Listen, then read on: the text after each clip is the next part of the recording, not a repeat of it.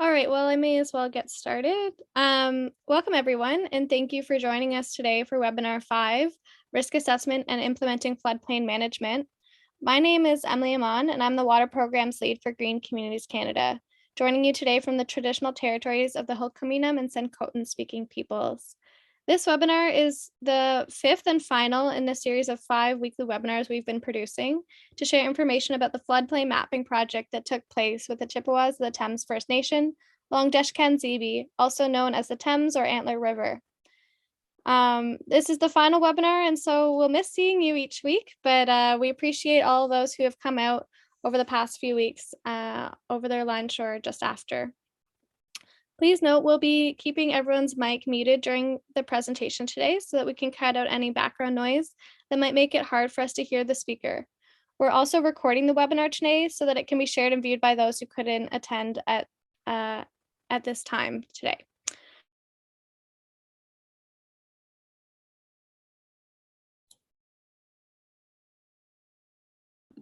Sorry about that. All past webinars, as well as links to the slides, are available on the Green Communities Canada YouTube page. Today's session is the final webinar of the series and will build off of the information given throughout these past 5 weeks. The focus of this webinar will be looking at risk assessment, as well as tools that can assist in managing risk, such as flood forecasting and the use of nature-based solutions to adapt and mitigate risks, as well as other effects of climate change. The purpose of this webinar is to share this information with you, but it's also to gather feedback from you on the content and delivery of webinars and how you'd like to see future information shared. So please feel welcome to share any feedback you may have with us in the chat box or in the survey link that we will share with you after the presentation. The survey will also be sent out over email to all past participants after today's session, as well as with links to the YouTube channel, which also has links to the slides. We have a pretty full agenda this afternoon and may not have time at the end of the presentation for a full Q&A, so please take note of the contact information of presenters, which has been included at the end of each presentation for follow-up. We've extended our meeting by about 15 minutes this afternoon for anyone who would like to stay on to ask a few questions after the presentations are through. You may also type questions in the chat box, which will be monitored by Brennan. If we're unable to answer a question today, please follow up via email with the presenter your question was directed at. Please take a moment now to type in the chat box your name and what community or organization you're from. This will help us to keep track of who has attended. Thanks, everyone. That's all from me, and I'll now turn it over to Courtney Riley for our traditional opening.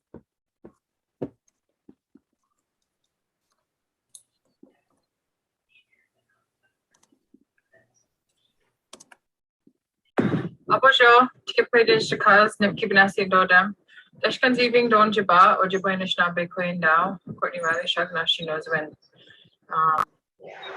My spirit name is Springwater Woman. I belong to Thunderbird Clan. I'm from Deshkan-Zibi, or also known as Chippewas, the Thames First Nation. And my English name is Courtney Riley. I'm going to start off with a prayer and a song, and I'll talk a little bit about the song after the prayer. Young Mino Kishkat Nango, Migwatch, Bijam Nado, Mino Maziwin, Migwatch, Bijam Nado, Knigigo Gajatoyan, Migwatch, Shomaskizis, I'll give you our Citrium Nango, Migwatch, Nokomaskizis, I'll give you our Citrium to Bicut, Migwatch, Shakmiqueg, Miziang Nesiwan, Miziang Nipe, Miziang Matago, Gimiziang Wasiak, Gimiziang Nangog, Asima Biginang, Wabanang, Jawanang, Epigishmak, meanwhile, Giwagnang, Nadamokshanang, Wituishnang, Kinigego, Eshtigayang, Nigan, Nikayam, Pane, Wewene, Akogiwich. And just to provide that in English, I just thank the Creator for the beautiful day, and thank you, Creator, for this beautiful life, and thank you, Creator, for everything that you do for us. Thank you to Grandfather Sun for shining on us today. And thank you, Grandmother Moon, for shining on us tonight. Thank you, Mother Earth, for everything, for the water, for the air, for the trees, for the animals, and for the stars. I offer my tobacco to the 4 directions, the east, the south, the west, and the north. And I ask you to help us and be with us in everything that we do. And humbly, respectfully, thank you. So I'm doing a pre-recording today. It's a little chilly out this morning, and my phone is calling for rain all day. And so I'm here at the back of my house here on Chippewa, the Thames, and under the shelter of my deck here, and just wanted to provide this song because I didn't want to be standing in the rain in case it was raining. So the song I'm going to share is the snake medicine song. And this song I learned from Vern Hardwick. And she offered that she likes to sing this song before she takes medicines. I also find this song to be a really good healing song. And when when I think about snakes, I think about, the snake sheds its skin. And the skin, like the snake, as it's crawling along the earth, it's touching all of the medicines. And so that skin has all the medicines on it. There's also stories, Ojibwe stories about the thunderbirds coming and taking those snakes out of the water. And so I really like to think of this song too as drawing out any kind of toxins or any kind of unwellness in our bodies too. That's why I find this song to be a really good healing song as well. And so, yeah, that's a little bit about the song. And really going to share that.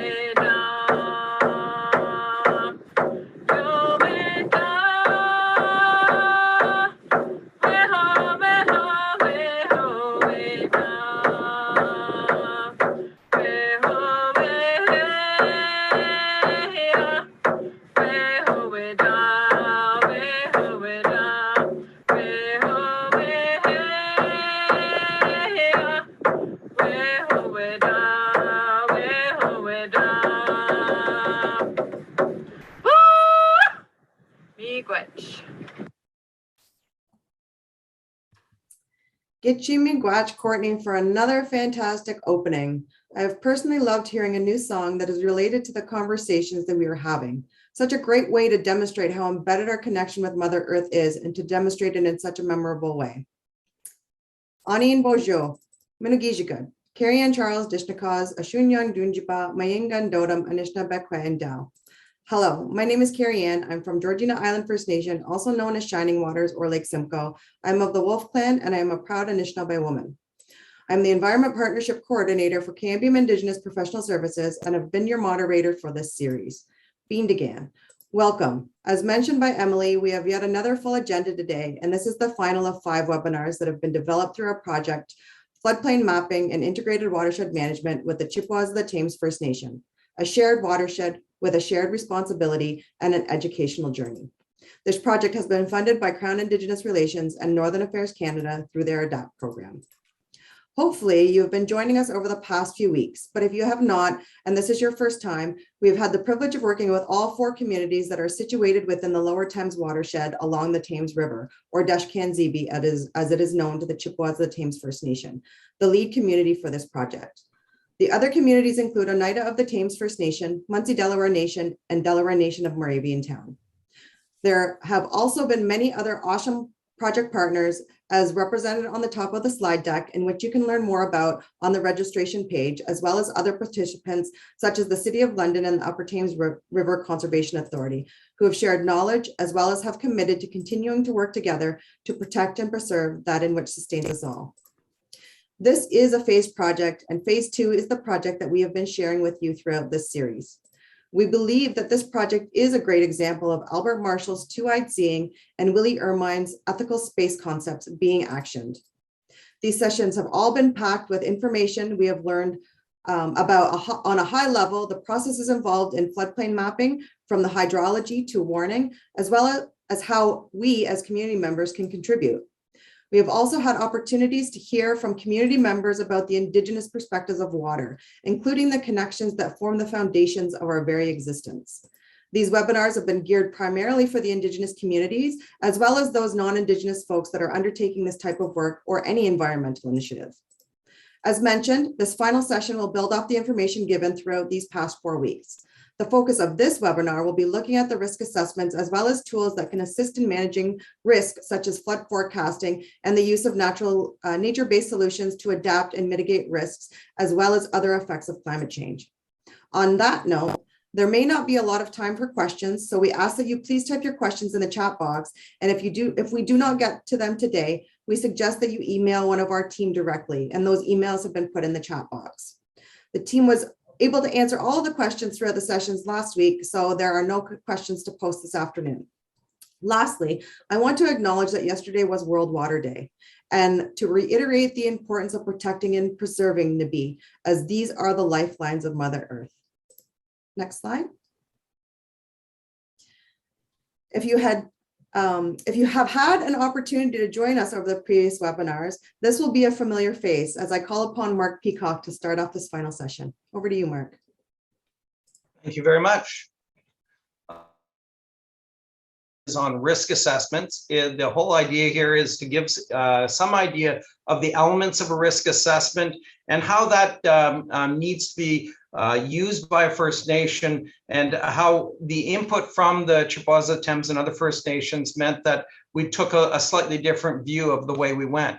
So the first bit, I'm going to go through some of the basics of risk assessment, some of the elements by using one example that are usually in risk assessments, and then further talk about how we understand what a First Nation values in understanding its risk. Next, please.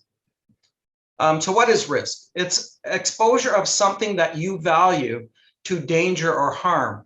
So what you value is an important piece. And as a settler community, we have to be very careful as technical people supporting a nation doing work like this, that we understand that nation may value something than something different than what we would bring to the table. So in flood risk, it's the danger and the harm that we usually look at with regards to people and the things that they own. But does that need to be changed when we look at what a First Nation values? Next, please. So hazard versus risk. The hazard is the thing that will potentially harm you, and the risk is the likelihood that that hazard will cause you harm. So we look at likelihood and we look at hazard in the equation. Next. So to understand risk, what we first did is we looked at more of a traditional settler approach to risk. And this can be found in many pieces of software. There's automated ways of doing this. There is manual ways of doing it. And then what we wanted to do is look and work with First Nation to look at what the community wanted to bring to that. And we are continuing to work on that as we speak now. Next, please. So step one was to assess the risk. We looked at a couple of methods. The HIRA method, which is the hazard identification and risk assessment that is used across Ontario, and ICLEI, which is a method used for climate change adaptation generally. And I'm going to concentrate on the HIRA just as an example to give you an idea of the types of elements in a traditional risk assessment. Next, please. The second step is to meet with the community and staff, and we're working at that right now, and then determine how the risk assessment needs to be revised to properly reflect and appreciate what traditional knowledge from the community is bringing to this understanding. Next, please. So in the HIRA approach, it's pretty straightforward. It identifies risks with a focus on emergency programs that are generally offered by municipalities. It's one tool, once again. It's a systematic approach, but there are many other tools out there to use. I'm using this as an example so you can see the elements that are in most risk assessments. Next, please. So once again, it's very simple, and risk is a relationship between the frequency of the hazard happening and the consequence that is to the things that you value. And then there are different equations also associated with how you can mitigate that changes the overall scoring of the risk. Next, please. So risk is probability with consequence. So probability times consequence equals risk. Next. And what are those consequences? These are lists that are often used. There are in many of the different risk assessment tools. There are software programs like the Hydraulic Engineering Center has a risk assessment tool that you can use. There are other tools out there. Different provinces have designed some pretty good pieces of software for this, but you look at fatalities, injuries, how many people have to be evacuated, property damage, how your critical infrastructure will survive the flood, the environmental damage, the damage to what's happening in the community, its business and its finances, and finally, how it affects the people, the psychological effects or impacts of the flood. Next, please. So, with fatality, often, because of what we get out of the floodplain modeling, we're looking at things like the velocity of the flow, the depth of the flow, and then we often use a criteria which is a product rule of depth times velocity. So with velocity, we look at what type of flows sweep people off their feet. We look at depth, we look at what types of depth of flow will float people. And often we look at different types and ages of people. And so these numbers change. These are some of the numbers that have been used in the past. And then depth velocity is that when you go into a flooded situation, if you have a velocity of water and a flotation and a lifting from that, then you cannot withstand the impact of that to the same velocity and depth if there is those components are not additive. Next, please. With injury, we look at the same types of things. We can go on to evacuation. So in evacuation for the different floods, you'd look at the number of people in the floodplain, the depth in the building, and the type of building to determine whether those buildings would have to be evacuated. And that is a particularly important thing to understand because that creates massive disruption to your community. Next, please. Property damage. We look at generally, you break property damage down based on the amount of flooding into the building. This is one way of doing it. There are many others. We look at structural damage being above a certain amount of flooding, cosmetic damage, and then no damage at all. But that's just one way of looking at it. But property damage and the damage to buildings is an important piece of understanding the risk the community is going to face. Next, please. Critical infrastructure, really important. And we're talking about the things that hold vulnerable people, the things that are needed during times of emergency, and the things that make the community work during a problem time. And so we need to understand all the exposure of all these types of infrastructure to the flood and the hazard that we're trying to address. Next, please. Environmental damage. This is one way of looking at environmental damage, and this very clearly could be something that a First Nation would want to provide some more traditional understanding to myself as an engineer or whoever was working for them on something like this.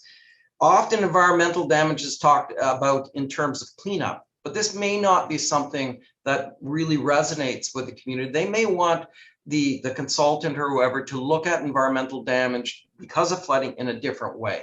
And that's very much in play. The community needs to define how they want to understand risk to their community from an event like flooding. Next, please. Business interruptions. This is all about flooding out businesses and what that will mean to the community. And this may include, in some areas, you include things, there are some assessments about structures that could create pollution into the floodplain as well with regards to this type of thing. So there's a number of elements that could be considered in this category. Next slide. Psychological impact. This is really important. This is something that's often not thought about.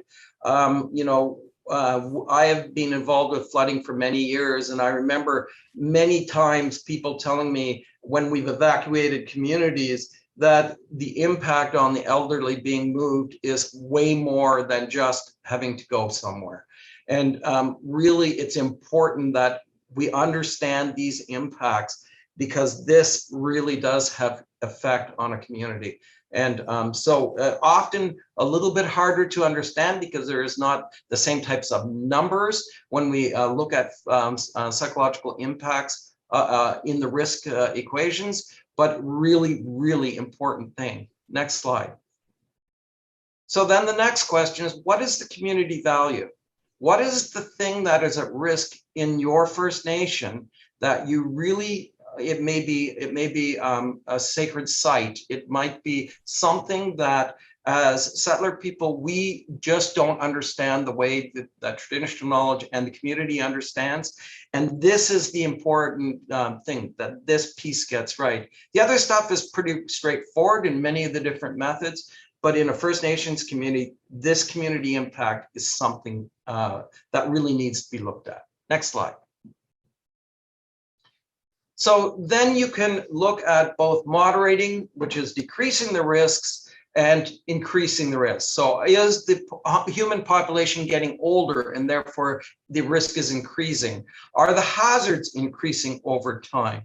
Is the built out environment getting more resistant to all these impacts? Those types of things and the interaction of the community with the flood can either be increasing, or next slide, or decreasing, or next slide, increasing. So these are the types of factors that have to be brought into your understanding of risk. And also, if you are seeing the increasing, decreasing, it also brings into question how you need to address the risk, because you may be going in the right direction, but you actually might be going in the wrong direction. And so it's something that the community really needs to consider. Next slide, please. So lots of data. One of the things we need to get information from the floodplain model, the hydraulic model. It has to be for a number of different events, and that's what we use. The probability would be the return period of the storm, and then we would assess the consequences as I just described for that. Next, please. So frequency, once again, it's per storm and consequence. We used a lot of different guidelines to come up with like that 0.8 meters and that. And there are a number of guidelines out there. So the consultant that's working for you can look at those types of things. And even in a number of models, that's already preset. But one of the things to look at for a community, what is the depth of flooding that you think your community can withstand? And make sure that the risk assessment addresses your understanding of your community. And you know, you want some of this written information to guide you, but it's really important that the community understand its risk in its terms. Next slide, please. Frequency, once again, this is an example where we take all the way from annual all the way to a 100-year event, and we break up our categories of frequency based on return period. That was mapped, and we know everything that's contained within each one of those inundation return periods, and therefore we can assess what the consequences are for every flood. Next, please. Here is an example of property damage where you go and look at the property. Is it going to have 0.8 meters of flooding or not? And you would count up all the properties and you'd look at what that means for an overall risk for the community, whether it's no risk all the way to severe risk, where you have many structures that are destroyed. Next. Once again, community concerns. How do you make the community concerns, the community values be represented in a risk assessment? And that really is the important question in the conversations and in the understandings that First Nations communities can give to the people that are doing some of these technical work. Next slide, please. Overall comment is that frequency is really important. If you are seeing flooding every year and it's creating consequences, that is high risk. It's really hard because often in floodplain work, we say we are going to we are going to map out the worst storm every 100 years. And therefore, we're going to protect people to that. But the reality is in many of our communities, people are in the floodplains, and we need to know how severe the risk is to those people. So frequency is a major element of understanding this. And without the mapping of each event for each frequency, you really can't do that.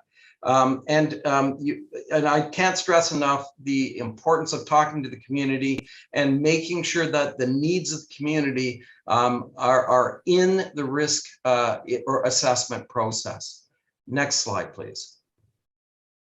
So once you've developed risk and you understand that in an address, and there were two different methods that I showed the two, but went through the one. The next is to figure out what you're going to do about it.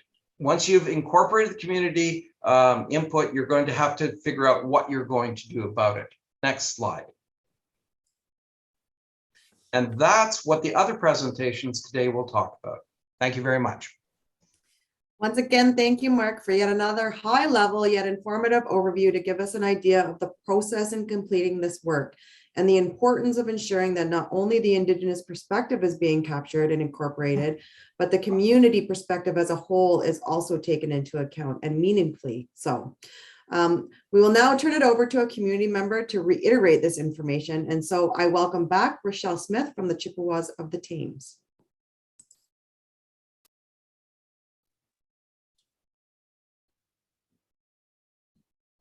For -ZB, which roughly.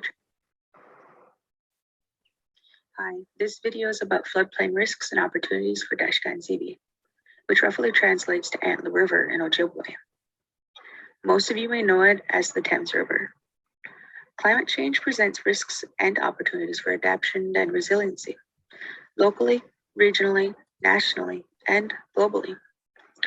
-ZB is comprised of roughly 3,200 band members on and off reserve. Our reserve lands consist of 10,880 acres with the ability to purchase 5,100 more additions to reserve land from our Big Bear Creek land claim settlement. Our nation is part of the Algonquin linguistic group, and we are located on the north bank of the Thames River. Groundwater under direct influence of surface water. Chippewas of the Thames water source for community consumption comes from the aquifers located near the Thames River. These aquifers are influenced by surface water, and as you know, the river has many contributing factors to its water quality grading. Because of this, any river flooding has an impact on our water source. The flooding and poor quality of the water contribute to the nation's standing boil water advisories. A lot of Chippewas of the Thames lands in the floodplain have issues around bank erosion. This is concerning because our community members utilize the banks for fishing, hunting, and social use. The river is a known home to species at risk, and as flooding continues, erosion will continue to occur, thus eliminating prime habitat, impacting social use, whether that be community safety, and an impact on the livelihood. Higher water levels and flooding from more extreme weather events impact the floodplain, contributing to bank erosion. Another risk is slope stability. As you can see, River Road is at risk of falling into the river. Unstable slopes and bank erosion in the floodplain are creating hazards for roads, vehicle safety, and community transportation networks. If the slope isn't stabilized soon, Chippewa may lose more of its roadway, which means some community members may find it difficult to access their homes or prime hunting, fishing, and agricultural lands.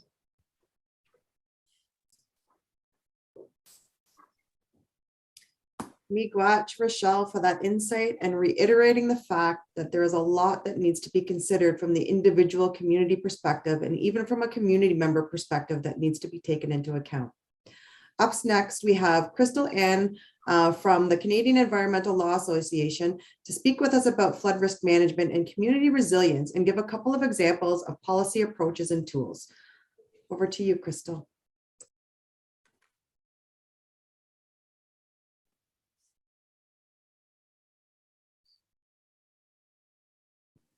Oh, sorry, I was muted there. Thanks, Carrie Ann. So my name is Crystal, and I'm a lawyer and water policy coordinator at the Canadian Environmental Law Association. And as Carrie Ann mentioned, my presentation is going to focus on flood risk management and community resilience and provide two examples of policy approaches and tools used to manage flood risk, one from the settler context and one Indigenous approach. Next slide, please. So in terms of a settler example of flood risk management, we're going to look at Ontario's policy approach to managing flood risks. But it is worth noting that this general approach is pretty consistent across the country. So Ontario's approach is based around the avoidance first principle, meaning that the general rule is not to build in a floodplain. This policy approach is based on the 5 core components of emergency management, which are prevention, mitigation, preparedness, response, and recovery. And for the purposes of this presentation, I'm just going to focus on the first two, prevention and mitigation. Next slide, please. So what do we mean by prevention? As an overall principle for flood management, the Ministry of Natural Resources and Forestry prioritizes the use of non-structural and land use planning measures as its preferred approach to managing flood risks. Essentially, that means, again, there's a general rule or preference not to build in a floodplain. The prevention approach requires the identification of hazardous areas, including floodplains, so that municipalities can plan to prohibit or limit activities, including development in those areas. And the main legislative tools used to support this approach include the Planning Act, together with the Provincial Policy Statement and the Conservation Authorities Act. Next slide. So I'll move on to mitigation, which is the second component of Ontario's emergency management framework. And mitigation means actions taken to reduce the effects of flooding and includes the use of structural measures and floodproofing standards to protect development. Structural measures can include things like dams, dikes, diversions, and other flood control works, while floodproofing standards can include a combination of measures incorporated into the basic design of buildings to reduce or eliminate flooding hazards. For example, constructing the lowest occupancy floor of dwellings above the flood level The use of structural measures or flood-proofing standards is not the preferred policy approach to mitigating flood risk because these measures are costly to build and maintain. They're not resilient to climate change generally and present increased residual risk to people and property if they fail. Further, failing to keep people out of floodplains by using structural measures inspires a false sense of security and encourages further development in those areas. So instead, Ontario's policy approach is intended to prohibit development in flood-prone areas, or in very special circumstances, allow for strictly limited development. Next slide. So what are those very special circumstances where development will be allowed? One of the exceptions to the general avoidance first principle is called a special policy area. This is an area within a community that has historically existed in the floodplain and where site-specific policies are intended to provide for the continued viability of existing uses and address the significant social and economic hardships to the community that would result from strict adherence to provincial policies. So in these special circumstances, there's often greater reliance on other tools in the emergency management framework, like structural measures, flood protection berms, flood proofing, and flood warning systems. Next slide. So an example of a special policy area is the Evergreen Brickworks. Evergreen Brickworks is Canada's first large-scale community environmental center, and it is located in the Don Valley, which is a floodplain. The Brickworks is a site of a former quarry, paper mill, and industrial brick factory. Evergreen Brickworks is an exception to the general rule regarding development in a floodplain, and it's a settler example of attempting to address the harms of the past, specifically contamination from past industrial use, through adaptive reuse, brownfield remediation, and ecological restoration. So today, Evergreen Brickworks consists of 16 remaining heritage buildings and adjacent 16 hectare public park that includes wetlands, hiking trails, and wildflower meadows. Next slide. So we've gone over the settler approach, which generally prohibits building in a floodplain. Now I want to spend some time speaking to an Indigenous approach to flood risk management, which is the Tribal Climate Adaptation Menu, or TCAM. The Indigenous title of the TCAM roughly translates into doing something the Anishinaabe way, or going back to the old ways to help us move forward into the future. Next slide.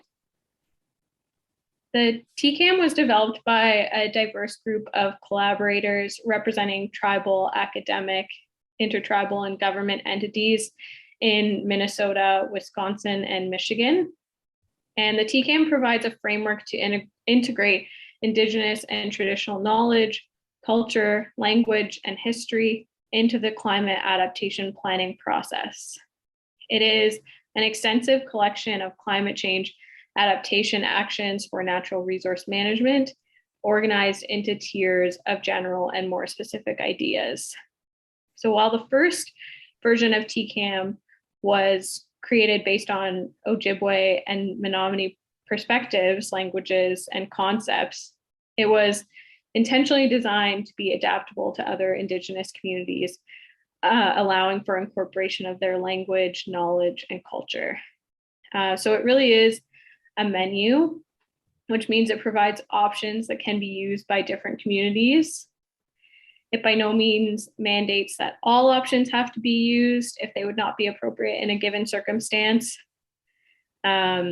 Instead, it does provide options for the community to kind of pick and choose what approach works best for their needs and interests. So essentially, the TCAM tries to respond to the need and facilitate culturally appropriate climate adaptation. Next slide. The TCAM offers a number of ways to proactively address changing water patterns to manage flood risk. And I just pulled a couple examples of this and put them on the slide here. So the first strategy 14.2, provides some options for enhancing the ability of ecosystems to retain water.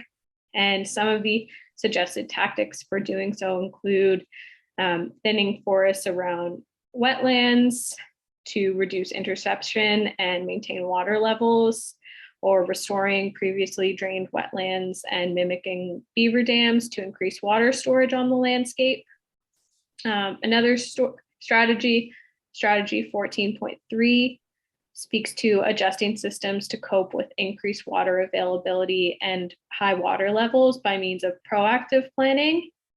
And this includes things like promoting a mix of beings in riparian areas, including beings that can tolerate floods and saturated conditions, increasing protected setbacks for water bodies to prevent flood damage, or diverting culverts and road crossings to accommodate increased water levels. And then the last example I pulled here, strategy 14.5, is all about adjusting the location and size of forested areas to new or changing water levels. So some suggestions in the TCAM include encouraging native shoreline vegetation in new areas to increase water retention and reduce erosion. Next slide.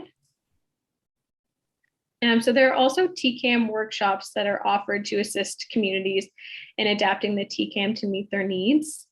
The workshops are 2.5 days usually, and the general process follows 5 steps. The first is to define management objectives, then assess climate impacts, evaluate management objectives, identify adaptation approaches outlined in the TCAM, which are most suitable in the particular circumstance. So as I spoke to earlier, this would be kind of going through and selecting which options best suit your community's needs.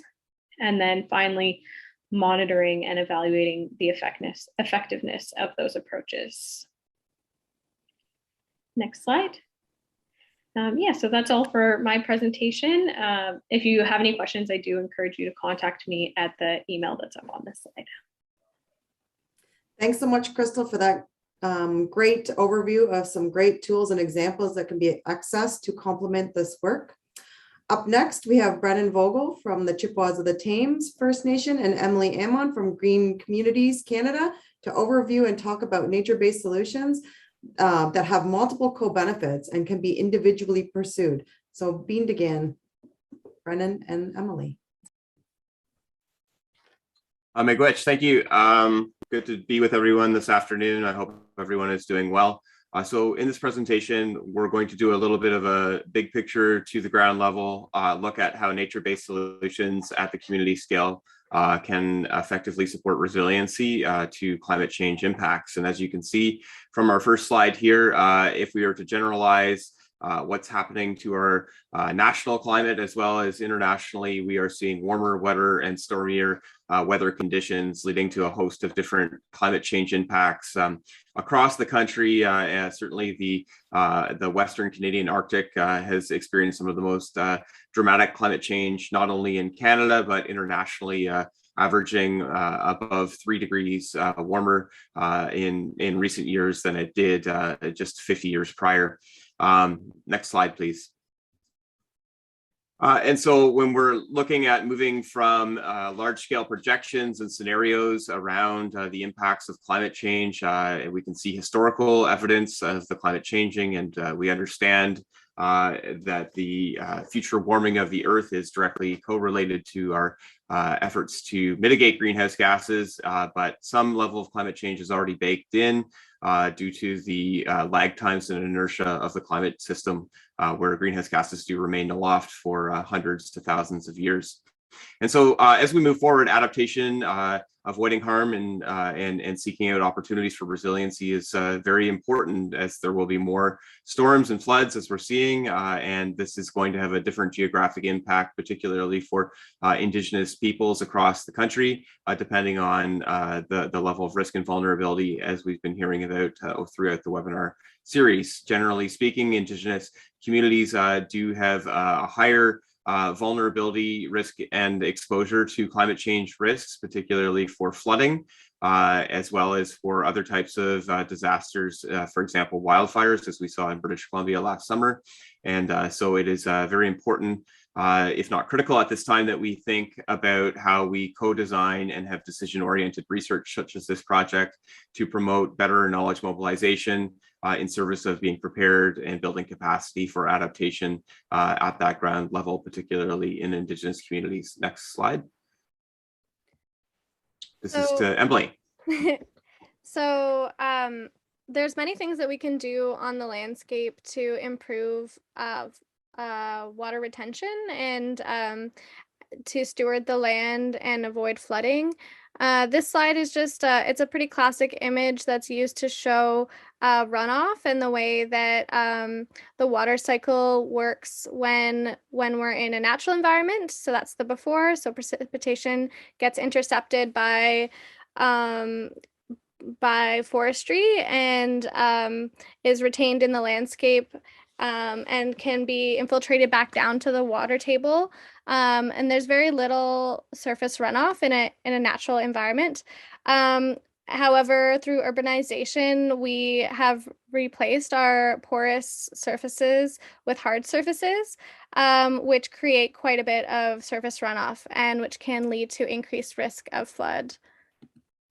And so hard surfaces lead to increased stormwater runoff, which also picks up pollutants, which can damage local water quality and increase risk to infrastructure and to people. And so there are a number of different things that individuals can do to try to improve or reduce the risks of flood, but also improve their local environments. Some suggestions that we've put in here include planting native plants and prairie grasses, wildflowers, trees, and rain gardens. These are different types of planting methods which can reduce stormwater flow and help to infiltrate stormwater back down into groundwater tables. Particularly, rain gardens are an interesting and applicable strategy or intervention to reduce stormwater, where a bowl-shaped depression, basically a garden which has a flat bottom and raised edges, is planted with a downspout from local development leading into it. And so the runoff from the roof and from the parking lot or wherever else it may be coming from gets diverted directly into this garden. And that garden is then planted with native pollinator species and wild prairie grasses and flowers, which have very deep root systems, which both take up the pollutants and nutrients from that water, as well as help to infiltrate that water back down into the ground. Another strategy is to disconnect downspouts and instead install a rain barrel or cistern to retain that storm flow and use it for local planting projects or local irrigation. Another strategy, particularly in urban contexts, is to make sure that storm drains are clear in advance of large weather events. So people can, do the neighborly thing of adopting a storm drain and making sure that, particularly now when we've got the spring thaw going on, a lot of trash, it becomes more visible if people were littering in the snow and things like that. And there will be a lot of water flow right now because of the thaw as well as the spring rains. And so making sure that those storm drains are clear, that there's not debris from litter or from leaf matter blocking those storm drains during an event. And then finally, a strategy that at Green Communities Canada we promote and that a program that we fund is called Depave Paradise, and we work with communities to help them identify areas of unused asphalt in their community. They come together and they break it up and they remove it and replace it with green spaces, creating that lasting transformation at a larger scale.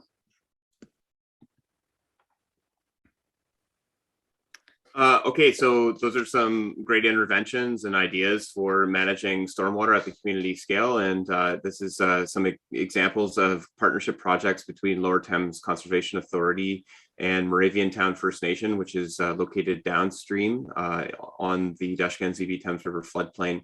And in this particular project has been looking at restoration of wetlands as a way of having that natural sequestration of stormwater and cleansing of that water in the watershed.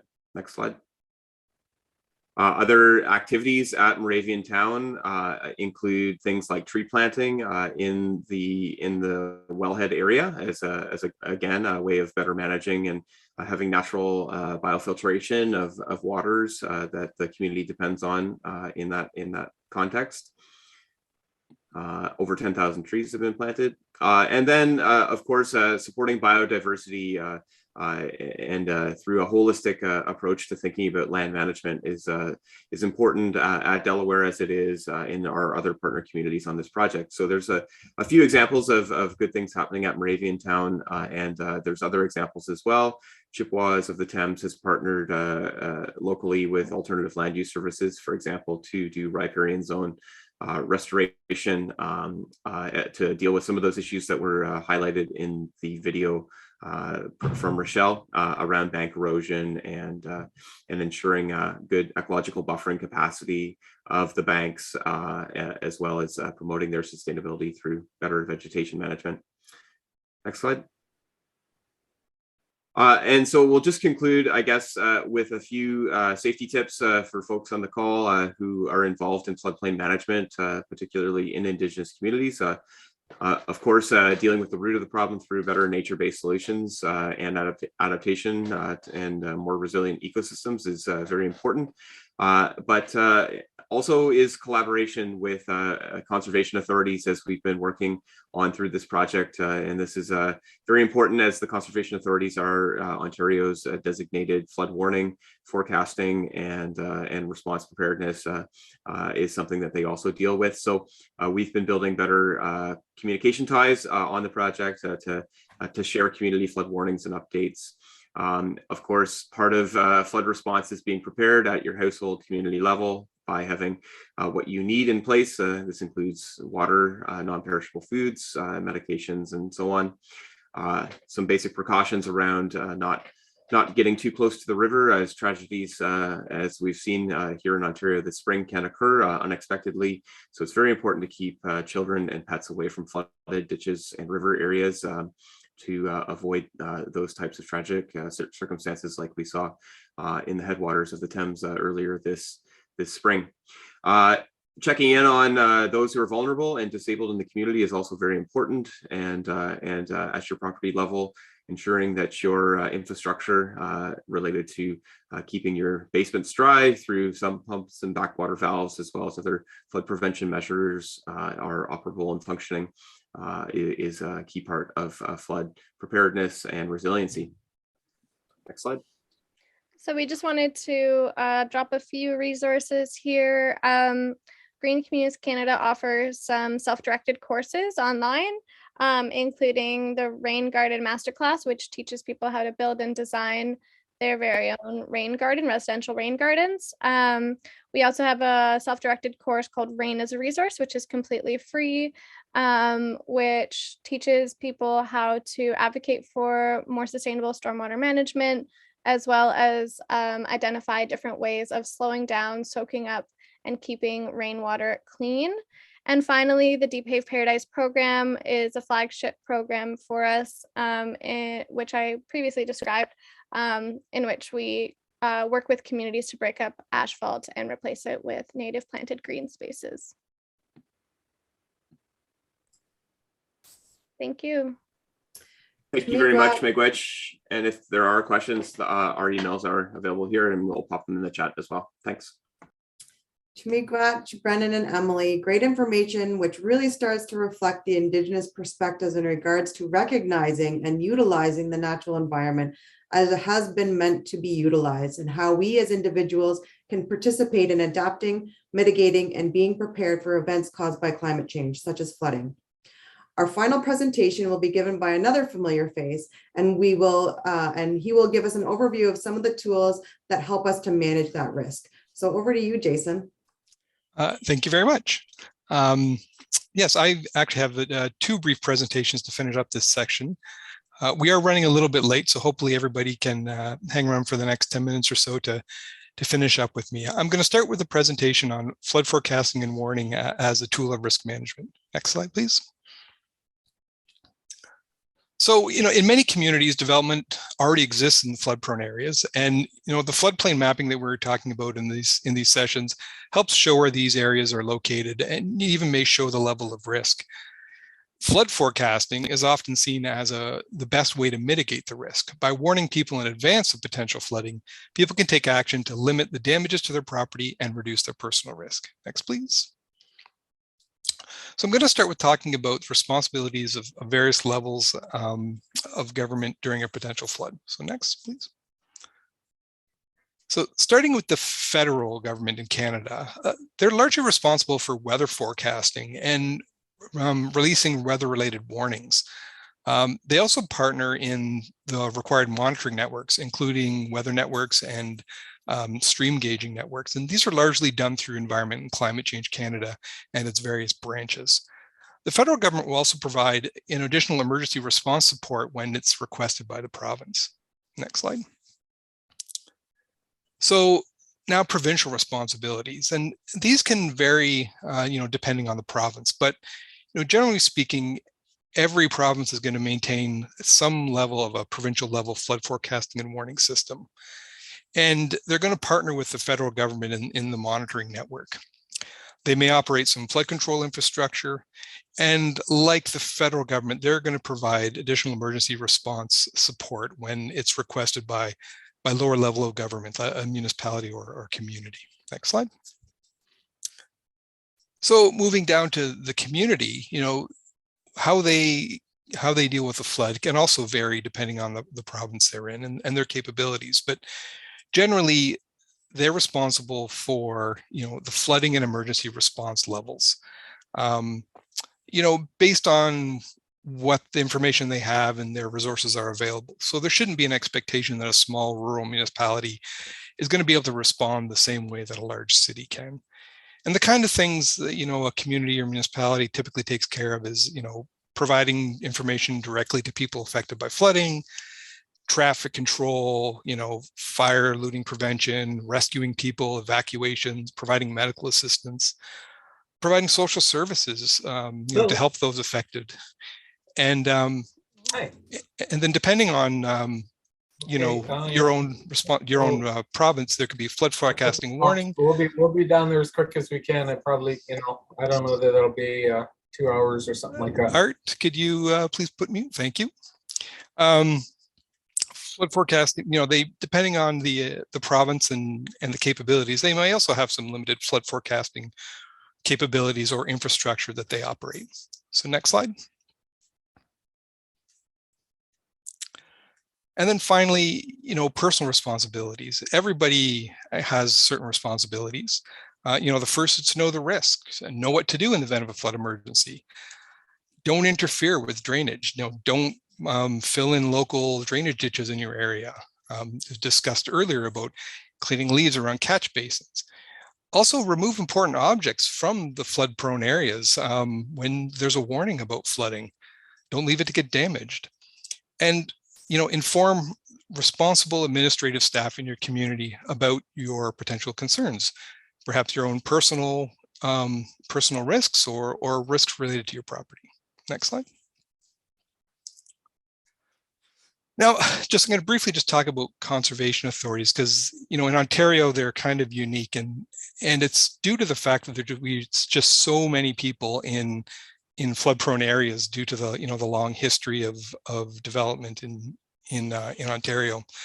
Basically, conservation authorities kind of sit between the province and the municipality and kind of have the responsibilities of kind of both of those agencies. So conservation authorities in Ontario do flood forecasting and warning systems, and they'll also operate some infrastructure and work with various municipalities across the watersheds to coordinate on regional flood control and emergency responses. So next slide. So now what goes into a flood forecasting and warning program? Next. So, the first thing you need is weather, and weather information is available from a variety of sources. I mentioned Environment Canada is the first one. They'll announce their weather warnings on the radio. You can also find information on websites, or there's apps to download onto your phones. And as a local person with flood responsibilities, with some experience, you may come to learn, how much rain is going to cause flooding issues in your community. Next. The next piece of information you need is stuff coming out of the gauge network. Gauges tell us what precipitation we actually had and how high the water levels are upstream. And how high the water levels are upstream, helps forecasters predict what's coming down the river to affect other areas. Gauge networks can be, again, slightly different depending on the province you're in, but generally speaking, Environment and Climate Change Canada maintains a base network of gauges across the country, which then may be supplemented by a province or locals. And the Environment Canada, data is all posted online for people. Here's an example of where you could get hydrometric data. Next slide. So once you have your information, the next piece is the actual flood forecasting. And this slide is more about an Ontario example, but basically you have like a provincial level program to looks out for broad flooding potential. Being a provincial agency, they may have some more tools available that a small community might not have. Then it goes down to more local or regional. In Ontario, those would be conservation authorities, or it could be a district branch of a provincial ministry who are going to look at something more closer. And then at a municipal or community level, you have community flood coordinators or other responsible administrative staff who can look at messages and look at forecasts and understand the local impacts. Next slide. So once the forecasting done, the message has got to get out.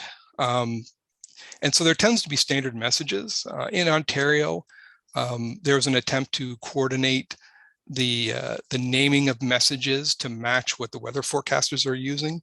Across there's going to be standard messages across the country. The messages get distributed to responsible staff in the various communities and agencies through various methods, email, posting on websites. There may be other tools like Twitter. And depending on the region, they may or may not be directed directly to private individuals or private residents. The messages that get put out often get picked up by the media and get spread around. And then sometimes individuals at risk in the flood-prone areas will need to be contacted directly. And it's typically the agency responsible for flood response that does this. And I'll say as a person who does flood forecasting, maintaining an updated contact list is always a challenge. Next slide. So then it comes down to response. And as I said, everybody has a responsibility during a flood. There's going to be multiple groups are out monitoring how the events unfold, from your forecasters to the emergency response people. There's going to be typically some people operating flood control structures during this. But really, it's going to be the municipality or the local community that takes on the bulk of the flood response activity. But every event is different, and and each partner in the response program has different resources it can bring. Next slide. Okay, so now we wanted to talk about local drainage issues, and we want to talk about this because as we were going through our project, it became recognized that this type of flooding is something that was really important, but wasn't really being addressed by the floodplain mapping portion of this project. So next slide. So what do we mean by local drainage issues? It's basically flooding caused by heavy rains, not typically associated with a water course. Basically, an area lacks the ability to drain the water fast enough, and typically they can't be mapped like a floodplain. These are often seen in urban areas where we would call them stormwater issues. Next slide. So what are some examples? You can see flooded roads or flooded yards, flooded farm fields, where there's no water course or ditch to drain into. Another example could be groundwater getting into basements, or small drainage features, catch basins, that kind of stuff, far from their outlet that just simply get overwhelmed. And again, in urban areas, we describe it as insufficient stormwater infrastructure. Next slide. Now, what about flood forecasting these? Well, they're very difficult to forecast. There's often no delay between the rain and the resulting flooding. The problem areas typically aren't mapped. And, one of the reasons could be that just the issues are too localized for anyone but a few homeowners in an area to know that there's a flooding problem there without, having telling somebody. And oftentimes, heavy rain can be very localized, and you only have so much resources to put out a rain gauge network there. So our sparse rain gauge networks may simply miss these areas where the heavy rains hit, and therefore it's impossible to forecast. So next slide. So what are some solutions? Well, in urbanized areas, this is typically improvements to stormwater infrastructure. Sump pumps, backwater valves, swales, storm sewers, green infrastructure like we talked about. And in rural areas, it could be involved digging drainage ditches or agricultural field tiling. And in either of these situations, it may involve collaboration between various landowners or between Indigenous communities and nearby settler communities, to try to get your solutions to your drainage issues taken care of. Next slide. So, how do we deal with these? Well, you need some kind of local drainage planning process. And, in some cases, these local drainage issues could be even larger concerns than floodplain issues because they recur so often, whereas a big flood might not really occur that often. And every community is going to have its own process, and each flooding issue may have a slightly different process as well. But one of the first steps is, for the residents of these communities to let the local administrative staff know that there is a problem. Because if they don't know the problem, then you can't try to solve it. Next slide. So that's it for my presentations. Here's my contact info if anybody has any questions. Thank you very much.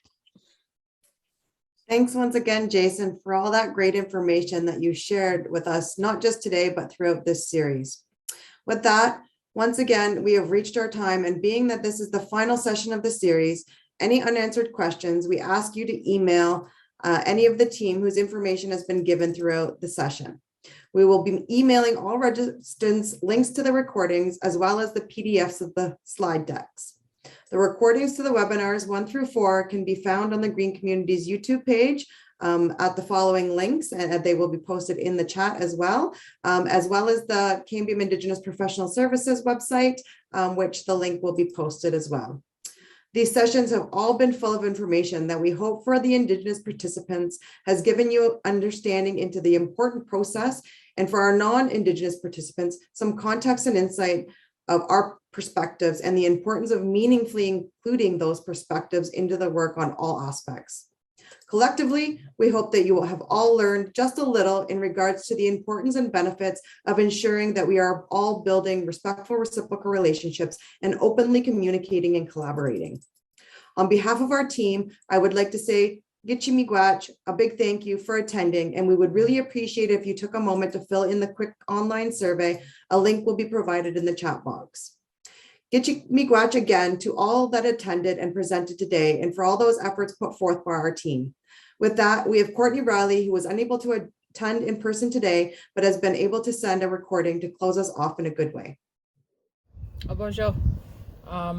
Again, for a closing for our series here, I am going to offer up the travel song, and just a little bit about the travel song. The travel song can be shared for closing, like as in today, closing out ceremony, closing out a workshop or event, and also can be sung at funerals as we send our loved ones on to the spirit world.